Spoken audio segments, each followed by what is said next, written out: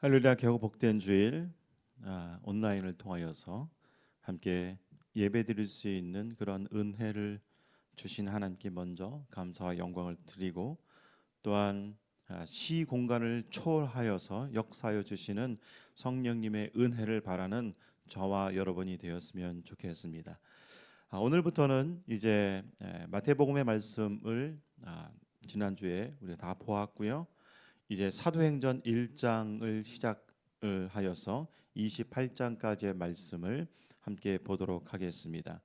오늘 하나님께서 우리에게 주신 말씀은 사도행전 1장 1절에서 11절까지의 말씀을 소리내어서 함께 읽도록 하겠습니다.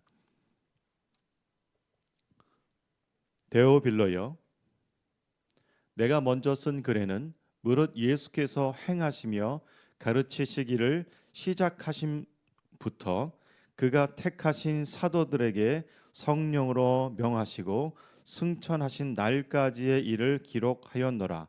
그가 고난 받으신 후에 또한 그들에게 확실한 많은 증거로 친히 살아계심을 나타내사 40일 동안 그들에게 보이시며 하나님 나라의 일을 말씀하시니라.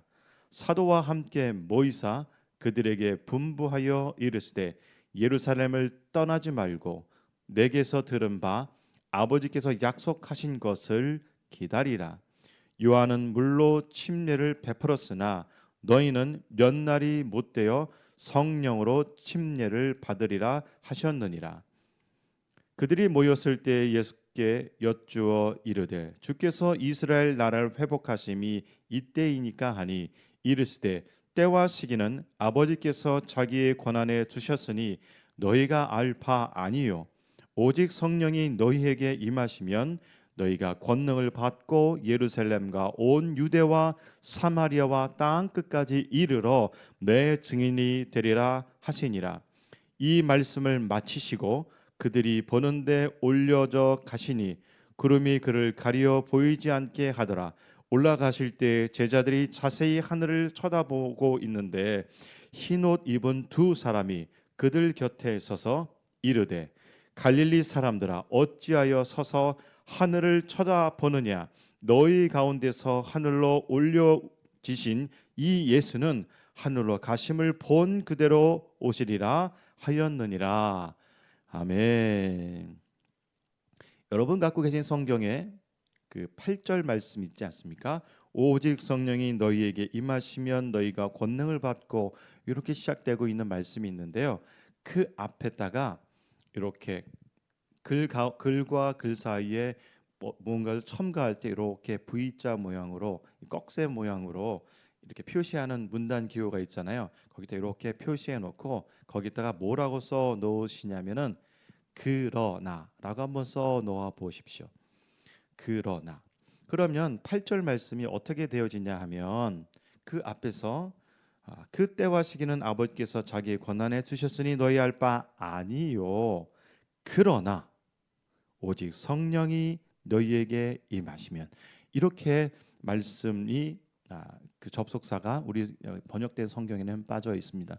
지난번에도 말씀드렸지만 저는 성경을 볼 때에 여러분들에게 접속사나 또한 그런 관계대명사 이런 부분들을 물론 한국말이지만 그런 부분을 꼭 찾아서 읽으심으로 인하여서 본문이 더 확실해진다고 말씀을 드렸지 않습니까? 그래서 그 부분도 보면 오직 성령이 임하시면, 그렇게 성경에서는 원어에서는 기록되지 않고 그러나라고 말하고 있습니다.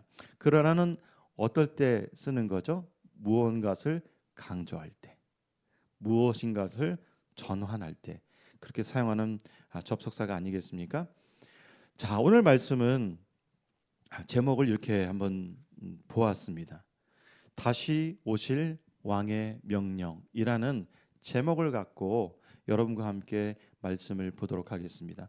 사실 사도행전을 시작하면서 사도행전에 대해서 마치 개론처럼 어떤 이 사도행전에 기록된 배경, 그다음 어떤 문단의 어떤 큰 메시지의 그 흐름에 대해서 여러분들에게 말씀을 일일이 열거 해드리지는 못하겠습니다만, 이 말씀을 준비하면서 제가 갖고 있는 어떻게 보면 인간적인, 어떻게 보면 이 단에 서서 여러분에게 말씀을 함께 나누는 사람으로서의 한 가지 부담은 항상 무엇이냐면, 이 말씀, 본문 말씀을 읽고 제목을 어떻게 정할 것인가가 저에게는 참 큰 고민입니다.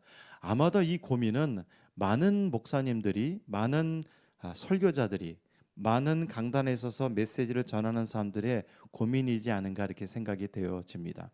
그런데 제가 왜 갑자기 사도행전을 시작하면서 제목에 대해서 왜 말씀을 드리냐 하면,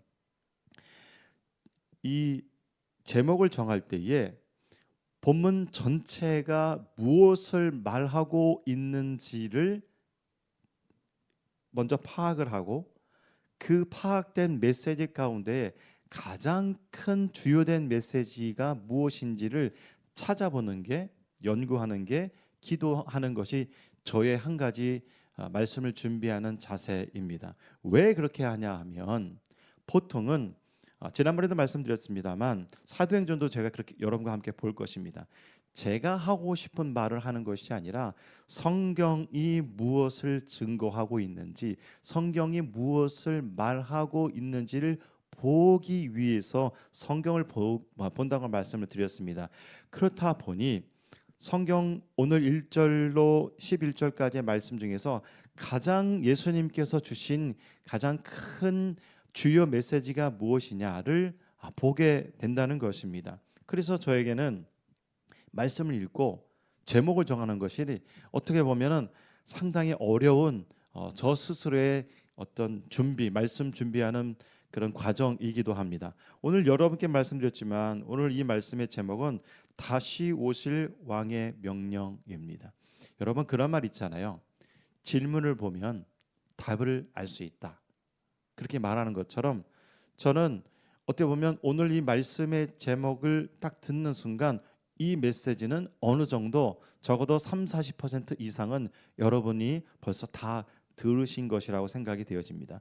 오늘 예수님께서 사도행전에서 데오빌로라는 그 각하에게, 이 로마의 관직에 높은 사람으로 추정되는 이 사람에게 하고 싶은 말은 무엇이냐면, 예수님께서 다시 오십니다. 그런데 예수님께서 이 땅에 다시 오실 때에 제자들에게 주신 명령이 있습니다. 그 명령은 8절 말씀, 그러나 오직 성령이 너희에게 임하시면 너희가 권능을 받고 예루살렘과 온 유대와 사마리아와 땅 끝까지 이르러 증인되는 것입니다 라고 말하고 있다는 것입니다. 여러분, 성경의 이해를 돕기 위해서 제가 여러분께 말씀드렸습니다만 말씀을 증거하는 사람은 제 생각이나 제가 어떤 하고 싶은 말을 전하는 것이 아니라 성경에서 예수님이 하신, 성령님이 하신, 하나님께서 하신 말씀을 고스란히 드러내어서 여러분과 함께 보는 것, 그것이 말씀을 전하는 자의 태도이고 듣는 자의 태도라고 저는 감히 당당하게 말씀을 드립니다. 자, 오늘 말씀은 다시 오실 왕의 명령입니다. 그러면 오늘 다시 오실 왕의 명령이 무엇인지 한번 본문 속으로 들어가도록 하겠습니다.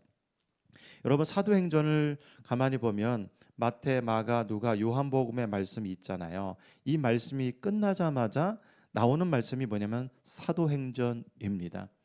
말 그대로 이 말씀은 사도들의 행전입니다. 여기서 말하는 사도는 예수님이 부르셔서 제자 삼으시고 사도 삼은 사람들의, 사도 삼은 예수님의 특별히 선택되어진 그 제자들이 기록되어져 있는 이 말씀이 사도행전입니다. 물론 여러분과 함께 말씀을 보다 보면 여기 사도뿐만이 아니라 빌립이라는 존재도 나오고 여러 예수 그리스도를 전하는 사람들이 나오고 있지만 주된 그 등장 인물들의 그 인물들은 누구냐면 역시나 사도입니다. 이 사도행전을 보면서 사도행전뿐만이 아니라 신약 성경 전체에 나오고 있는 단어 중에 반복해서 나오고 있는 단어가 있습니다. 그것은 무엇이냐면 교회라는 단어입니다. 여러분, 교회당이라는 말을 예전에 썼었죠. 제가 예전에 교회 다녔을 때 80년대에는 교회당이라는 말, 예배당이라는 말을 많이 썼는데 지금 현대에서는 교회당이라고 쓰는 사람은 거의 아무도 없는 것 같습니다. 그래서 여러분께 성경의 이해를 돕기 위한 첫 번째 말, 어떻게 보면 다시 보는 사도행전을 통하여서 여러분께 전하고 싶은 말씀은 무엇이냐면 교회와 교회당입니다. 여러분, 교회는요, 여러분 잘 알다시피 건물이 아닙니다. 그래도 교회라고 하면 여러분 생각 속에서는 조금 건물이 생각이 나실 것입니다. 교회는 예수 믿는 사람들의 공동체, 모임입니다. 다시요. 교회는요, 건물이 아니고 예수 그리스도를 주로 고백하는 사람들의 모임입니다. 이 모임은 한 사람의 모임이 아닌 여러 사람들이 모인 공동체입니다. 그래서 사도행전으로 비롯하여서 신약 성경 전체에서 나오고 있는 이 교회라는 단어는요, 건물이 아니라 예수 믿는 사람들의 공동체이라는 것을 여러분께 말씀을 드립니다. 그러면 교회당은 무엇이냐? 예수를 믿는 사람들이 모이는 시설. 네, 그것을 바로 교회당이라고 그럽니다. 그래서 어떻게 보면은 우리는 교회와 교회당의 구분이 없는 교회 하나로 이렇게 똑같이 쓰고 있는 세상 속에 살고 있습니다. 자료를 찾아보니까 교회당 건물입니다. 성경의 역사에 신약 성경이 기록되었을 때 교회당이 언제쯤 생겨났는가를 찾아보니까 서기 233년 혹은 256년경에 그때 당시에 가정교회가 있었다고 역사학자들이, 성경 사학자들이 이렇게 말하고 있습니다. 그러면 여러분, 제가 233년이라고 말씀을 드렸잖아요. 그러면 우리가 기록되어져 있는 신약 성경은요, 요한계시록이 가장 마지막에 기록되어져 있거든요. 이 요한계시록이 가장 마지막에 기록되어져 있는데 이 요한계시록은 AD 한 90년경에 그때쯤 기록되었습니다. 그러면 교회라는 건물이 생긴 것이 233년 혹은 256년이라면 너무도 큰 차이가 있죠. 제가 지금 무엇을 말씀드린 거죠? 신약 성경에 나오고 있는 모든 교회는요, 교회 건물이 없었어요. 그냥 가정에서 모이는 거예요. 회당에서 모이는 것이에요. 그런데 우리는 이 신약 성경의 말씀을 읽으면서 말씀을 전하는 자나 듣는 자가 모든 것을 교회라고 보고 있고 교회의 건물로 생각하고 있고 교회에서 일어나는 일들이라 생각하고 있고 이 말씀을 그대로 지금 이 시대의 교회에 적용하려고 하는 것이 저는 성경을 보는 관점에서는 조금 많이 빗나갔다고 말씀을 드립니다. 어떻게 보면 교회 건물이 본격적으로 지어지기 시작한 거는요, 로마가 기독교를 합법화했을 때부터이라고 합니다. 그러니까 약 313년경이죠. 여러분이 성지순례 가서 보시는 모든 교회는요, 사실은요, 성경이 기록되어져 있는 그 당시에, 우리가 성경을 읽고 있는 당시에 세워진 것이 아니라 그 이후에 세워진 모든 건물들이라는 것입니다. 제가 왜 이 사도행전을 앞두고 이 말을 이렇게 길게 할까요? 성경에서 말하고 있는 모든 교회는요, 공동체입니다. 신약 성경에서는요, 예수를 믿는 사람들의 모임, 공동체 그 자체에 대해서 이야기하고 있습니다. 그래서 신약 성경에서 교회라고 표현되어지는 모든 부분들을 그대로 이 시대에 적용하는 것은 그 기능과 역할에 있어서 매우 부적절한 부분들이 많아질 수밖에 없습니다. 우리는 이제 사도행전을 시작하면서 우리 성경에는 교회라고 번역되어 있지만 그 교회라는 단어가 나올 때마다 교회라는 그 공동체성을 먼저 갖고 신약 성경을 보았으면 좋겠습니다. 자, 오늘 본문 말씀에 보면 성령을 받기 전과 성령을 받은 후에 무엇이 달라졌는지를 확연하게 이 사도행전을 기록한 누가가 기록하였는데요. 이 사도행전에서 보면 여러분, 예수님께서 3절 말씀에 보시면 40일 동안 그들에게 보이시면서 부활하셔서 40일 동안 제자들에게 강조하신 것이 뭐냐면 하나님의 나라의 일을 말씀하셨다고 이렇게 기록되어져 있습니다. 이따가 말씀 계속해서 보겠습니다만 이렇게 부활하신 예수 그리스도를 만났음에도 불구하고 역시나 제자들의 질문은 이스라엘의 회복이 언제입니까? 라는 그런 질문입니다. 사실 이 질문은 이번 한 번만은 아니었죠. 예수님의 놀라운 기적과 표적과 그 사건 가운데서도 제자들의 소원은 무엇이냐면 이스라엘의 회복입니다. 여기서 말하는 이스라엘의 회복은 지금 우리 시대로 말하면 로마의 어떤 지배로부터 벗어나는 것이고 참된 자유와 참된 정치적인 속박에서부터 벗어나는 것, 이것이 제자들의 소원이었습니다. 예수님께서는 우리 사도행전을 비롯한 그 앞장에서 복음서에서 예수님께서는 십자가의 죄 사함과 부활과 예수님께서 부활의 몸을 직접 보여주시면서 오늘 성경 말씀에도 기록되어 있지만 하나님의 나라, 하나님의 왕국에 대해서 40일 동안 말씀을 주셨음에도 불구하고 제자들은 역시나 예수님을 승천을 앞둔 상황에서조차 관심사는 이스라엘의 회복이었습니다. 자, 그러면 이들이 이제 이렇게 이스라엘의 관심사, 이스라엘의 회복에 대한 관심사에서 벗어나게 된 그 결정적인 것은 무엇입니까? 네, 그것은 바로 성령입니다. 그래서 오늘 말씀이 짧은 말씀입니다만 성령에 대해서 벌써부터 몇 번이나 기록하고 있냐면 2절에 보면 그가 택하신 사도들에게 성령으로, 그리고 4절에 보면 아버지께서 약속하신 것, 성령이죠. 5절 말씀 몇 날이 못 되어 성령으로 이렇게 말씀하고 있습니다. 그리고 8절 말씀입니다. 오직 성령이 임하시면, 이렇게 기록되어져 있습니다.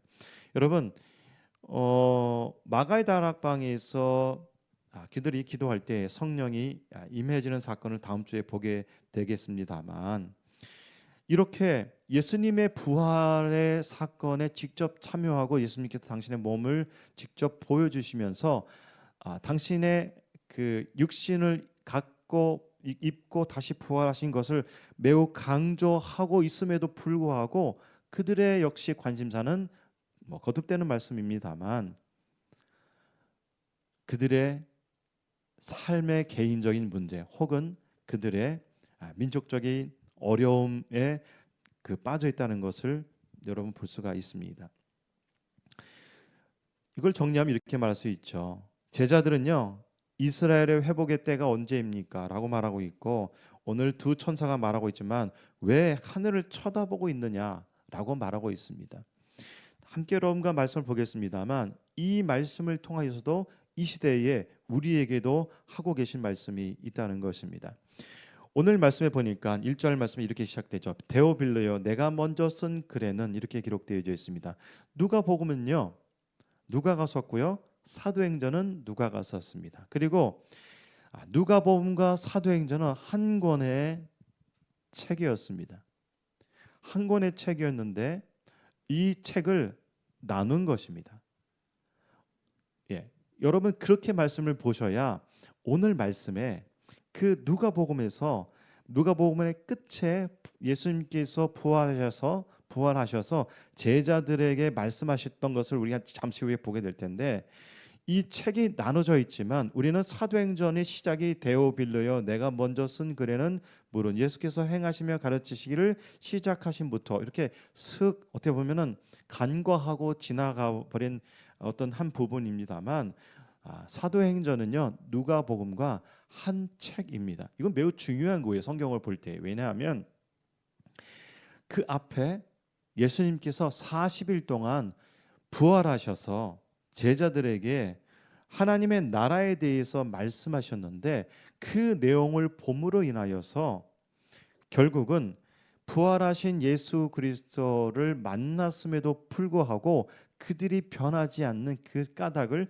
말씀 속에서 찾아볼 수 있다는 것입니다.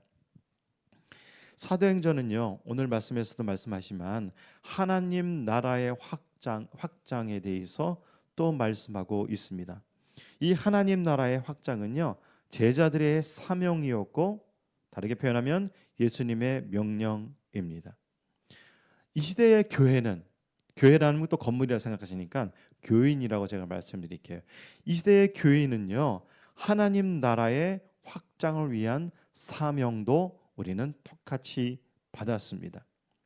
사도행전의 사건을 이 시대의 각 교회로 적용한다는 것은요, 어떻게 보면 쉬운 일입니다. 왜냐하면 우리 눈에 보이기 때문이에요. 하지만 오늘 예수님께서도 말씀하여 주셨지만 예수님이 말씀하신 이 명령은 단 한 번도 제자들이 사도들이 경험하지도 않고 가보지도 않는 복음이 전달되어질 미지의 세계, 즉 복음의 불모지를 향하여서 하나님 나라의 확장을 위하여서 복음을 전해라, 내 증인이 되라고 말씀하고 있습니다. 우리가 생각할 때에 교회, 이 말씀이 교회로 적용되어진다는 것은 옳지 않다기보다도 그 바운더리가 너무 소극적이라고 그 말씀을 제가 계속 드리는 것입니다. 예수님께서 주신 이 사도들에게 주신 명령은요, 그들이 경험하지도 못한 로마의 강력한 지배력이 있는 그곳 땅을 위하여서 우상이 가득하고 성적으로 매우 타락한 곳을 향하여서 그때 당시 전 세계의 경제와 정치와 군사력 그리고 대단한 철학이 그런 정말 집대성되어져 있는 그곳을 향한 복음의 명령이었습니다. 자, 그러면 우리가 오늘 이 시대에 우리의 모습을 가만히 보자고요. 우리는 예수를 믿고 살아가고 있지만 지금 우리의 현 주소는 어떻게 살아가고 있습니까? 마치 11절에서 말하고 있는 것처럼 이르되 갈릴리 사람들아 어찌하여 서서 하늘을 쳐다보느냐라고 말씀하고 계신 그 두 천사가 사도들에게 책망한 것처럼 이 시대에 우리에게도 똑같이 책망하고 있다는 사실을 여러분 알고 계십니까?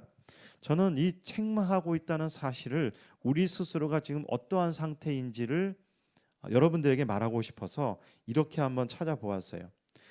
어제 날짜입니다. 어제 날짜에 멜론이라는 음원 사이트, 음악을 공급해주는 사이트가 있는데 그곳에서 CCM 기독교 찬송이죠. 그러니까 CCM 탑 10 10가지의 노래의 제목들을 찾아보았습니다. 물론 20개도 찾아볼 수 있겠지만 10가지 정도만 찾아보았는데요. 그 노래 제목은 여러분들에게 말씀을 드리지는 않겠습니다. 그런데 이 시대에 이 우리의 젊은이들이 우리가 부르고 있는 노래가 무엇인지 가만히 보면 결국 우리 예수 믿는 사람들이 무엇을 하고 싶고 무엇을 성취하고 싶고 무엇을 소망하고 싶고 무엇을 간절히 바라고 있는지 그대로 드러나고 있는 것이 바로 시대의 노래, 시대의 찬양입니다.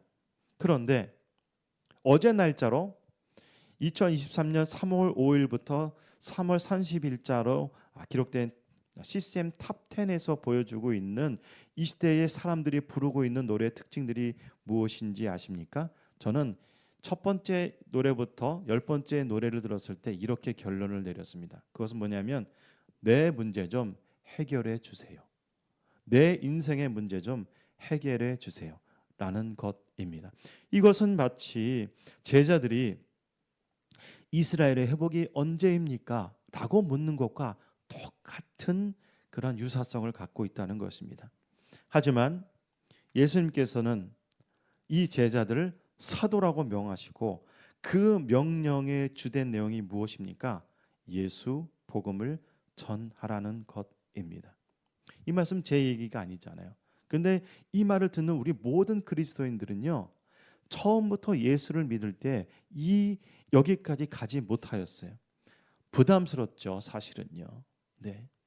하지만 이것이 예수님께서 사도행전을 시작하는 모든 제자들뿐만 아니라 모든 사도들뿐만 아니라 이 시대에 우리에게도 동일하게 주고 계신 명령이라는 것입니다. 여러분, 우리는 무엇을 기대하고 있습니까? 여러분 사도행전을 보시면서 제자들의 모습은요, 마치 저는 말씀을 준비하면서 한 가지 그림이 생각이 났습니다. 그것은 뭐냐면 망망대해를 항해하는 바로 돛이 달린 항해사와 같은 그런 머릿속에 생각이 들었습니다. 그래서 여러분들에게 그림 두 컷을 보여드리겠는데요. 사도행전은요, 마치 제자들의 모습은 마치 바다를 항해하는 항해사와 같습니다. 지금 이 시대처럼 모터가 달린 배가 아닌 돛을 단 배처럼 바람이 불면 닷을 틀어 올려 배를 띄우고 부는 바람에 돛의 방향과 각을 맞추어 앞으로 전진하는 마치 세일링과 같지 않나 이렇게 생각되어집니다. 그렇다 보니 사도행전은요, 마치 바다에 앞으로 나가고자 하는 이런 배를 타고 있는 항해사와 같은 그런 모습이 생각이 되어집니다. 지금 보여드리고 있는 그림은 렘브란트의 그림인데요. 갈릴리 호수의 폭풍이라는 렘브란트가 유일하게 그린 배 그림인데요. 바다에 띄워놓은 배 그림인데요. 이 그림은 렘브란트가 그린 유일한 그림이라고 합니다. 12제자와 함께하고 있는 예수님, 갈릴리 호수에서 폭풍을 만난 성경 속에서 등장하는 사건을 정말로 유명한 화가인 것만큼 너무도 잘 표현해 놓았습니다. 이 그림 한 가지가 생각이 나였고 또 한 가지 그림이 생각이 났는데요. 그것은 뭐냐면 일본의 화가입니다. 이 사람은 1760년에 태어났는데 이 사람의 이름은 가스시카 호쿠사이입니다. 이 그림은 매우 유명한 그림입니다. 이 그림의 반 고흐도 큰 영향을 받았다고 합니다. 이 그림이 유명한 이유는 뭐냐 하면 파도가 날카로운 발톱의 모습으로 이 그림을 그렸다는 것입니다. 여러분, 파도를 그냥 파도로 그리지 않고 이 호쿠사이라는 1760년에 출생했던 이 화가는요, 이 그림을 그렸던 분은 파도를 발톱처럼 그려 놓았습니다. 사도행전을 보면 마치 이런 것 같이 저는 연상이 되어집니다. 바람이 불어야 항해를 할 수 있듯이 성령이 이끄시는 대로 복음 전도의 사명을 감당할 수가 있고요. 높은 파도가 오면 능숙한 항해 기술로 앞으로 전진하듯 성령이 주시는 힘과 능력으로 복음의 바운더리를 예루살렘으로부터 땅끝까지 넓혀가는 사건을 사도행전을 통하여서 볼 수가 있습니다. 역풍이 불어도, 그러니까 바람을 맞이하면서도 배가 앞으로 나갈 수 있는 것이 항해 기술인 것처럼 예루살렘에서 시작된 복음이 로마에 전해질 뿐만 아니라 전 세계를 향한, 이 시대에도 우리가 예수를 믿고 있는 그 까닭은 바로 성령께서 제자들에게 힘과 권능을 주심으로 말미암아 그 전해져 가는 사건, 그것이 바로 사도행전의 사건입니다. 그렇다 보니 사도행전은요, 매우 역동적이고 또한 여러 장소에서 여러 인물들의 이름들이 기록되어져 있고, 이를 볼 때 우리가 받고자 하는, 우리가 생각하고자 하는, 우리가 생각하는 성령의 충만하고는 너무도 격이 다른 것을 여러분 발견하셔야지 됩니다. 여러분, 사도행전을 다시 보십시오. 사도행전에서 말하고 있는 성령은 이스라엘의 회복이 언제입니까? 개인의 사생활에 얽매여져 있는 그런 성령의 충만함으로 기다려라. 예루살렘을 떠나지 말라고 말씀하신 예수님의 명령이 아니라, 성령의 충만은 분명히 성경에서 기록하고 있지만 바로 예수 그리스도의 명령, 이 땅에 다시 오실 예수 그리스도의 명령을, 예수 그리스도의 복음을 전하게끔 하시기 위하여서 주신 것이 제1 목적이 아닌 가장 상위 목적이 된다는 것입니다.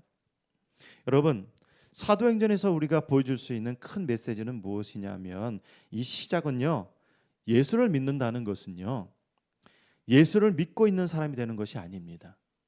예수를 믿는다는 것은요, 예수를 전하는 사람이 되는 것입니다. 오늘 본문 속에 보면 예수님께서 40일 동안 그들에게 보이시며 하나님의 나라 일을 말씀하셨다고 기록되어져 있는데, 아까 제가 말씀드렸습니다만 누가복음과 사도행전은 한 권의 책이라고 말씀을 드렸잖아요. 그래서 이 사도행전 1장 앞에 있는 장이 어디냐? 누가복음 24장의 그 내용을, 그 40일 동안의 내용을 누가가 기록하였는데요.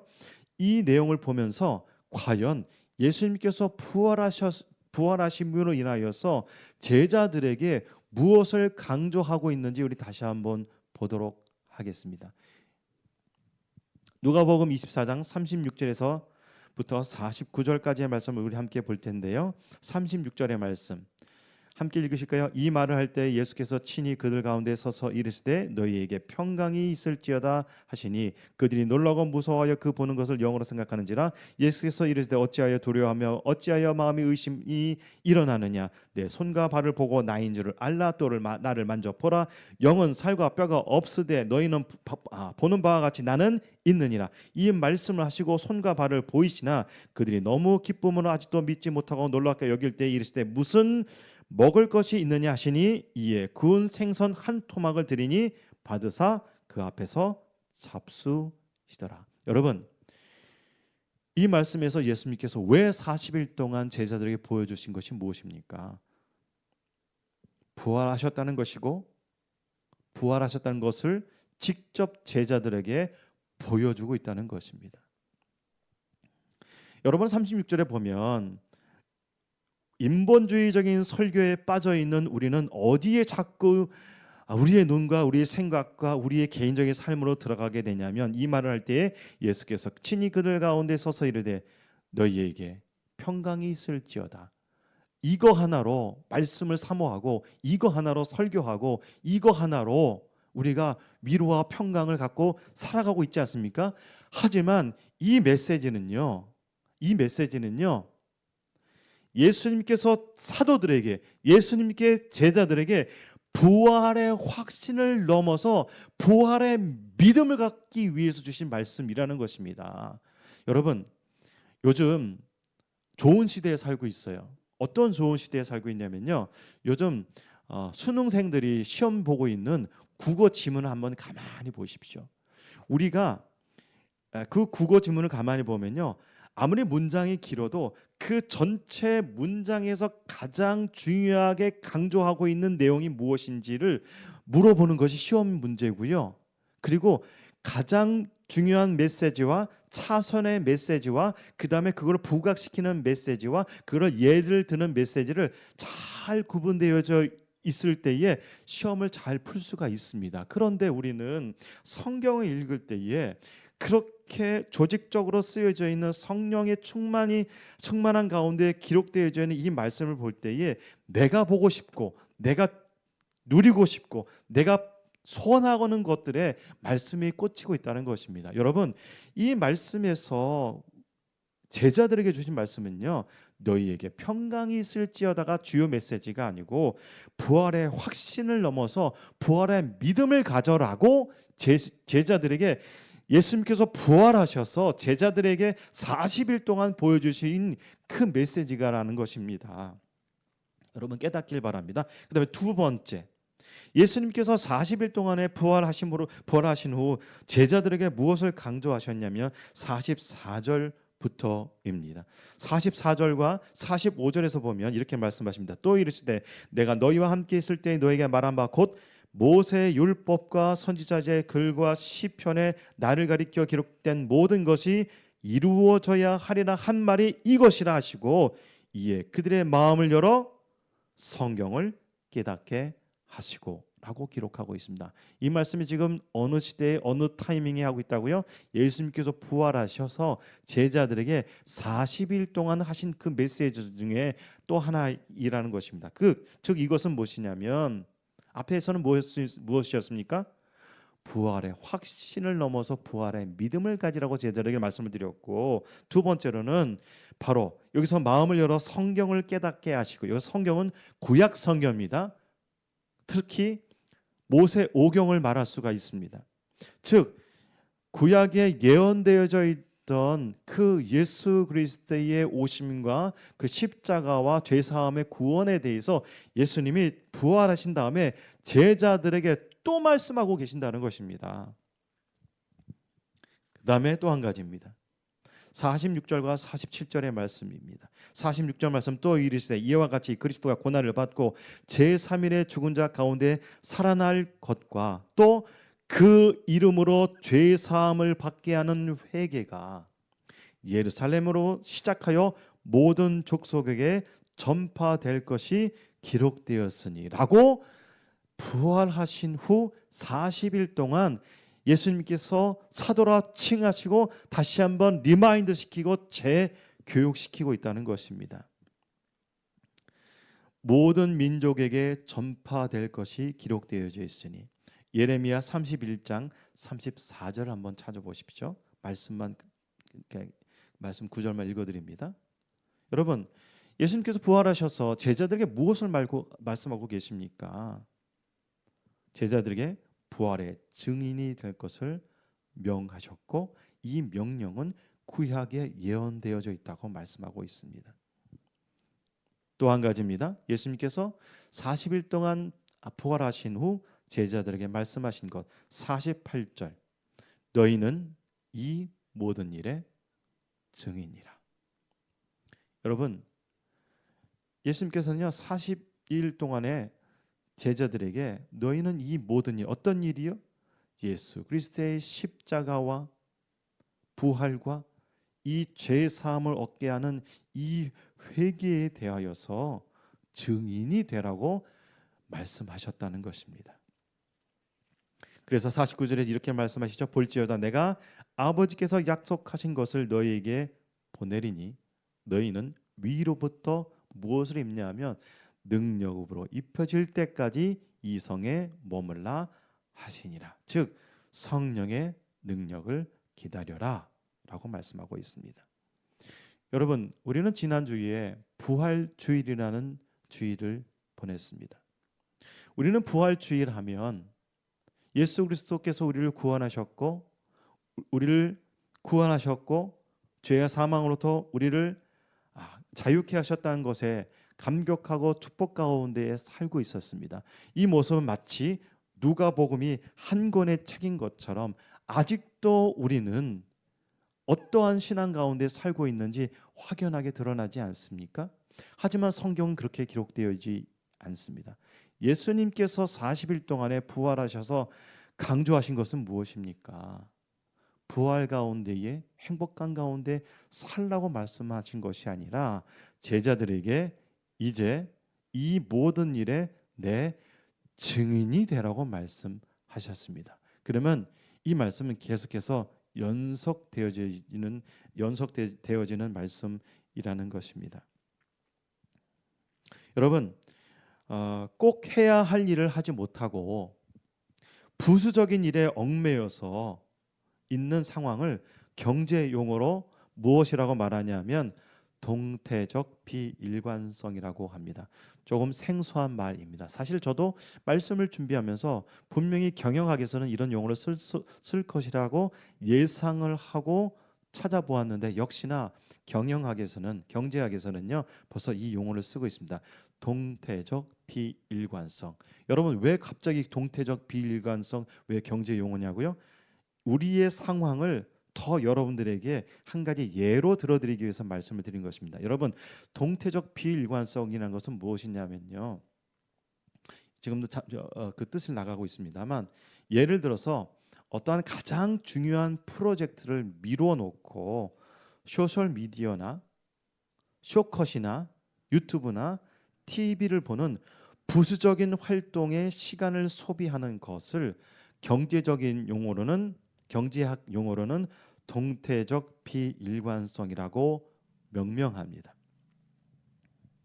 그래서 이 동태적 비일관성은요, 개인이 그렇게 될 수도 있고 기업이 그렇게 될 수도 있고 정부도 그렇게 될 수 있다는 것입니다. 어떤 주체가 세운 그 개인이 주체가 세우는 가장 중요한 목표를 상실해 버리고 최적의 선택을 까먹어 버리고 상황에 따라 변하고 상황에 따라 뒤바뀌는 경제 용어입니다. 다르게 표현하면 당초에 세운 가장 중요한 목표나 그 계획을 지키지 않고 시간이 흐름에 따라서 개인의 선호에 따라서 바뀌어가는 것을 바로 동태적 비일관성이라고 말합니다. 여러분, 우리가 예수 그리스도를 믿고 그리스도인이 되었고 또한 예수님께서 내 증인이라고 되라고 말씀하여 주셨는데 이것이 가장 중요한 예수님께서 지금 강조하고 계신 이 땅에 다시 오실 왕의 명령 아니겠습니까? 맞습니다. 아멘 하십시오. 그런데 우리는 경제 용어로 아직도 가장 중요한 것을 까먹어 버리고 개인이나 기업이나 정부나 수많은 우리 믿음의 사람들이 우리 교인들이 예수님께서 가장 주신 가장 큰 목표인 이 땅 끝까지 이르러 내 증인이 되라고 하는 것을 까마득하게 잃어버리고 아니면 어찌 보면 잊고 싶은 어찌 보면 회피하고 싶은 우리의 모습이 아니겠습니까? 여러분, 하지만 당연할 수도 있습니다. 왜냐하면 제자들의 모습 가운데 우리도 고스란히 나타나고 있기 때문입니다. 그것은 무엇이냐면 바로 성령의 충만을 받지 못했기 때문입니다. 예수님께서 주신 명령은요, 시대나 상황에 따라 바뀌어서는 안 되고 또 자신이 성경을 보는 관점, 선호도 그거에 대해서 따라서 바뀌는 것도 아닙니다. 여러분, 예수의 복음은 가고 오는 모든 사람에게 유일한 소망입니다.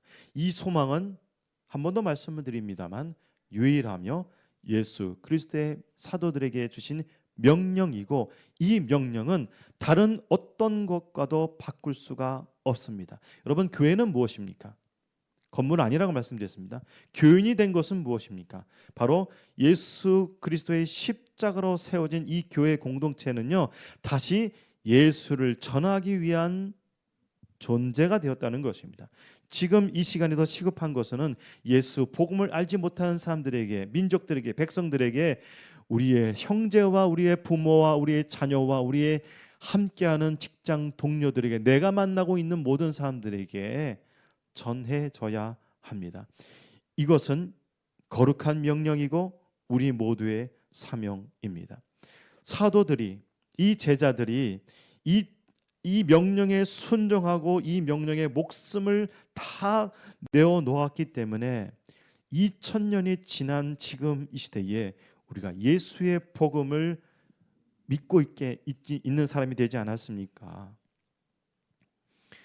여러분, 한 가지 또 예를 들면 신약 성경의 모든 이 말씀은요, 사도행전을 비롯해서 로마서, 고린도 전후서, 갈라디아서, 에베소서, 빌립보서, 골로새서, 데살로니가 전후서, 디모데 전후서, 디도서, 빌레몬서, 히브리서, 야고보서, 베드로 전후서, 요한 1, 2, 3서, 유다서, 요한계시록에 이르기까지 이 모든 성경의 기록은 예수 그리스도의 복음을 전했던 사도들의 이야기, 제자들의 이야기, 사람들의 이야기, 여인들의 이야기, 그리고 예수 그리스도를 영접한 사람들의 이야기입니다.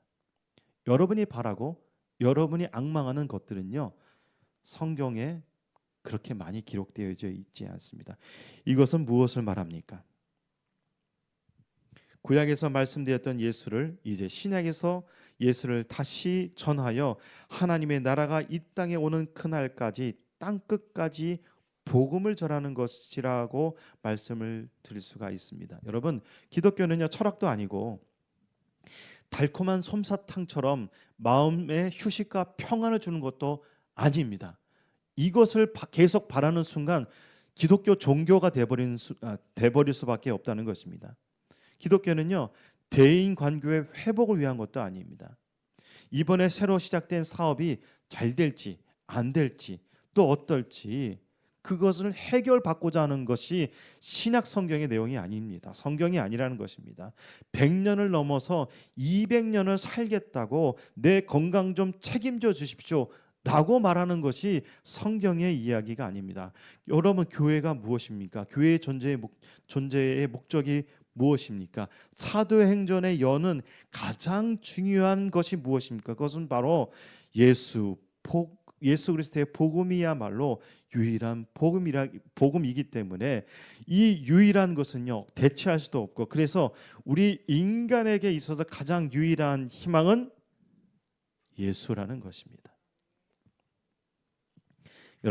여러분이 바라고 여러분이 소망하는 것들은요, 다 무한하지 않습니다. 다 사라질 것입니다. 우리가 바라고 있는 것들은 사실은 모두 유한한 것입니다. 없어지고 변하고 사라지고 결국 어떤 것 하나도 잡을 수도 없고 소유할 수도 없는 것입니다.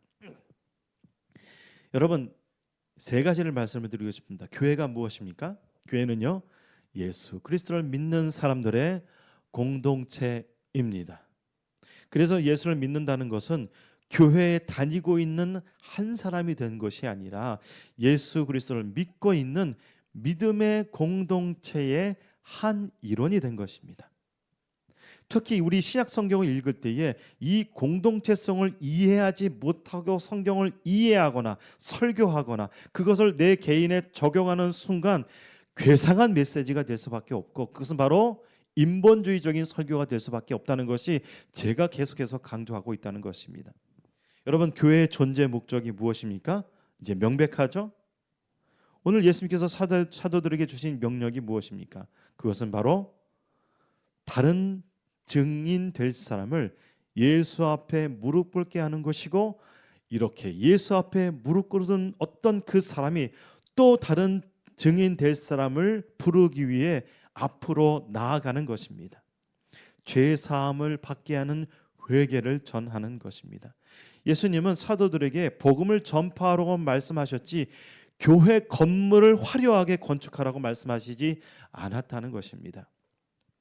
오히려 예수님께서는 십자가의 죽음으로 말미암아 성전의 휘장을 찢으시며 이제 성령으로 예수 그리스도라 고백하게 하고, 그렇게 살아가고자 하는 사람들의 마음을 성전 삼아 always, 항상 함께 임마누엘 하시겠다고 분명하게 약속하셨습니다. 여러분, 다시 한번 오늘 말씀을 통해서 저와 여러분에게 교회의 존재의 목적이 무엇입니까? 예수를 믿는 그 까닭은 무엇입니까?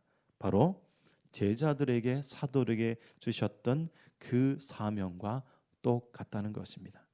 여러분, 하지만 다음 주에 함께 보시겠습니다만, 이렇게 하늘로 올라가고 있는 예수님을 봤던 그 제자들에게 천사들이 왜 하늘을 쳐다보고 있느냐라고 책망하였지만, 그들은 이제 마가의 다방에서 예수님께서 명령하신 대로 기도할 때에 성령이 임함으로 인하여서 성령 받기 전과 성령 받은 후의 삶이 완전히 바뀝니다. 그래서 사도행전의 가장 큰 갈림길은 바로 성령의 충만과 성령의 충만을 받지 않는 사건으로 갈라진다는 것입니다.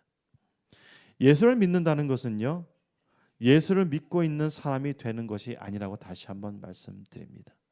예수를 믿는다는 것은 예수를 전하는 이 시대의 전도자가 되는 것입니다. 여러분, 사도행전 1장 8절의 말씀을 다시 한번 읽고 오늘은 함께 한 곡의 찬양을 하고 기도하도록 하겠습니다. 사도행전 1장 8절, 아까 그러나라고 읽으라고 말씀을 드렸죠. 그러나를 넣어서 읽도록 하겠습니다. 사도행전 1장 8절. 그러나 오직 성령이 너희에게 임하시면 너희가 권능을 받고 예루살렘과 온 유대와 사마리아와 땅끝까지 이르러 내 증인이 되리라 하시니라. 아멘. 내일은 난 몰라요 함께 찬양하실까요? 그리고 기도하도록 하겠습니다.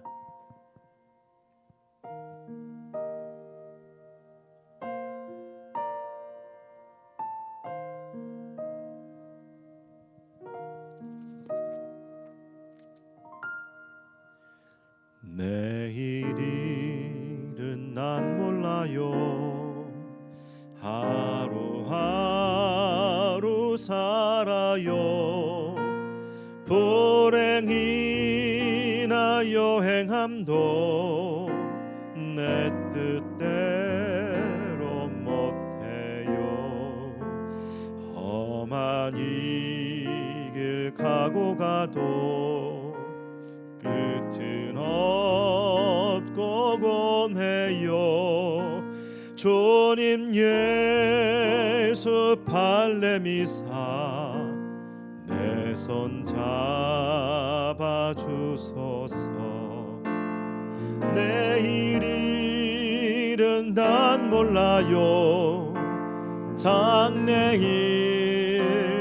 몰라요. 아버지여 날 붙드사 평탄한 길 주옵소서.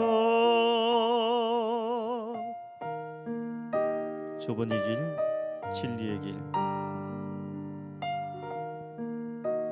좁은 이 길 진리의 길, 주님 가신 그의 길, 힘이 들고 어려워도 찬송하며 갑니다.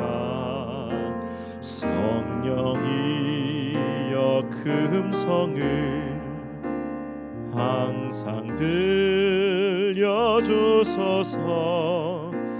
내 마음은 정해서요 변치 말게 하소서. 내일일은 난 몰라요. 장래일도 몰라요. 아버지여 주신 소명 이루소서. 함께 기도하겠습니다. 살아계신 아버지 하나님, 우리를 통하여서 제자들에게 주셨던, 사도들에게 주셨던 그 사명이 회복되어질 수 있는 은혜를 허락하여 주시옵소서. 이렇게 그렇게 간절히 기도하는 우리 모두에게 성령의 충만함을 더하여 주시옵소서. 성령의 능력을 더하여 주시옵소서. 주여, 나를 구원하신 예수 그리스도를 우리의 삶 속에서 전할 수 있는 이 시대의 산 증거자가 될 수 있도록 도와주시옵소서. 이 모든 것이 내 힘으로도 내 의지로도 내 열정으로 되지 않고 오직 성령의 능력으로, 성령께서 주신 그 권능으로 할 수 있다고 예수께서 말씀하여 주셨사오니 오늘 이 시대에도 우리에게, 그렇게 기도하는 우리에게도 주여 성령의 능력을 더하여 주시옵소서. 성령의 충만함을 더하여 주시길 간절히 소원합니다. 살아계신 아버지 하나님, 땅 끝까지 이르러 증인이 되리라고 말씀하셨던 그 예수님의 왕의 명령에 제자들은, 사도들은 순종하여 이 시대에 이렇게 기도하고 있는 내가, 우리가, 우리 교회가 예수를 믿게 되었습니다.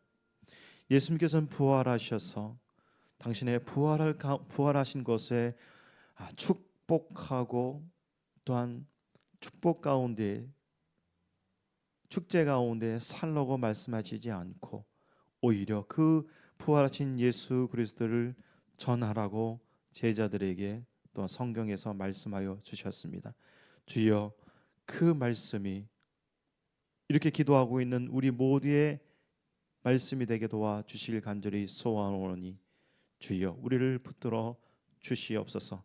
이제 사도행전을 통하여서 마치 망망바다에 배를 띄워놓고 나아가는 항해사처럼 주여 나아갈 때에 우리의 힘과 우리의 의지가 아닌 성령께서 불어주시는 그 성령의 힘으로 나아가도록 역사하여 주시옵소서.